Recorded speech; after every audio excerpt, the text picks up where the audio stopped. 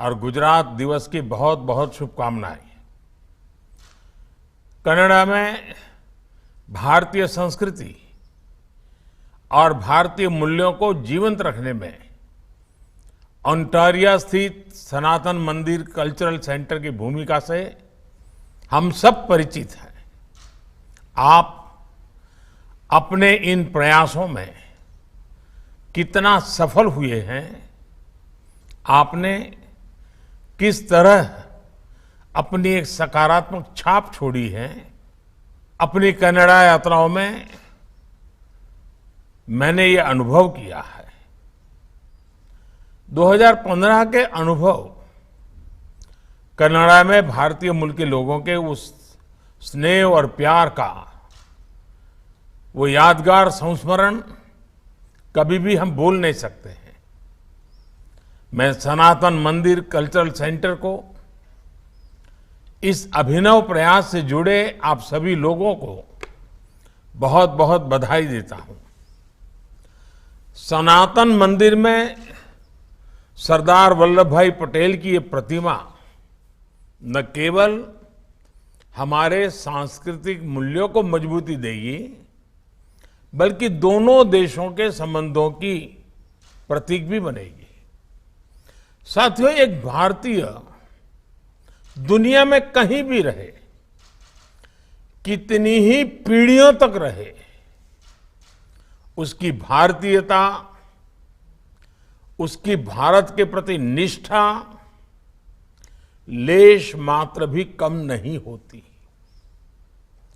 वो भारतीय जिस देश में रहता है, पूरी लगन और ईमानदारी से उस देश की भी सेवा करता है।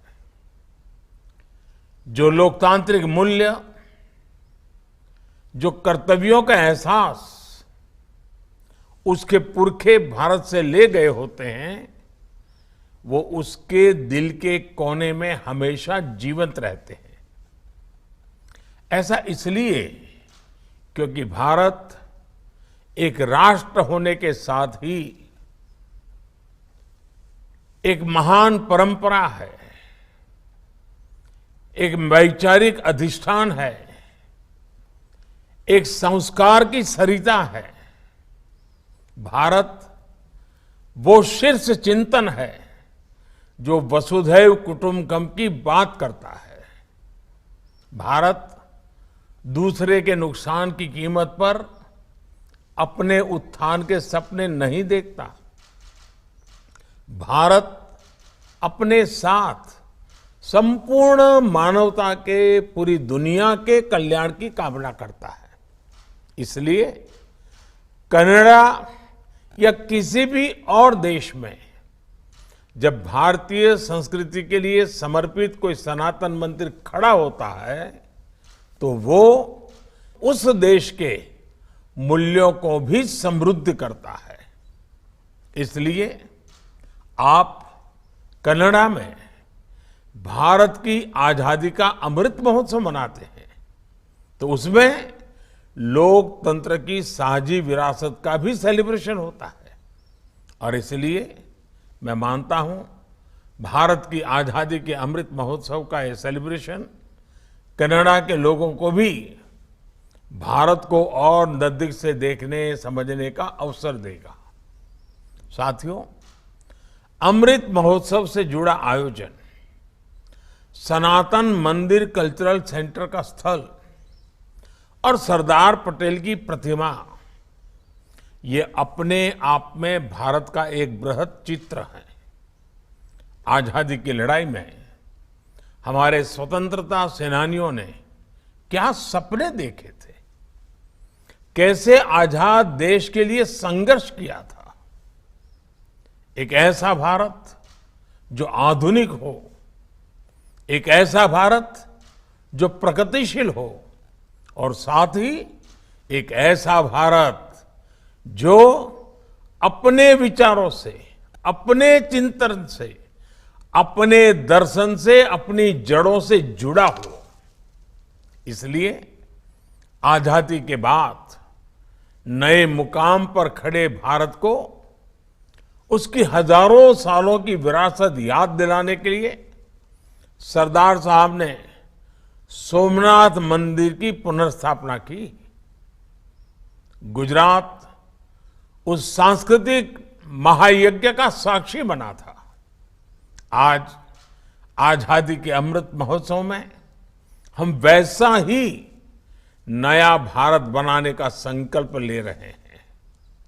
हम सरदार साहब के उस सपने को पूरा करने का संकल्प दोहरा रहे हैं और उसमें स्टैच्यू ऑफ यूनिटी देश के लिए बड़ी प्रेरणा है।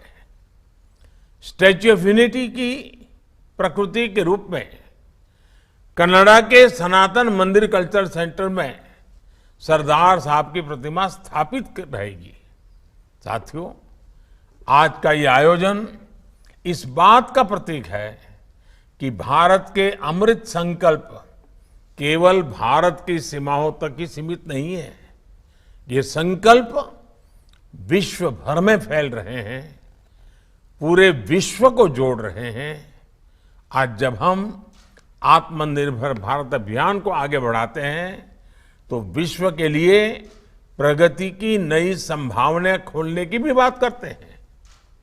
आज जब हम योग के प्रसार के लिए प्रयास करते हैं तो विश्व के हर व्यक्ति के लिए सर्वे संतु निरामया की कामना करते हैं। क्लाइमेट चेंज और सस्टेनेबल डेवलपमेंट जैसे विषयों को लेकर भी भारत की आवाज पूरी मानवता का प्रतिनिधित्व कर रही है। ये समय भारत के इस अभियान को आगे बढ़ाने का है।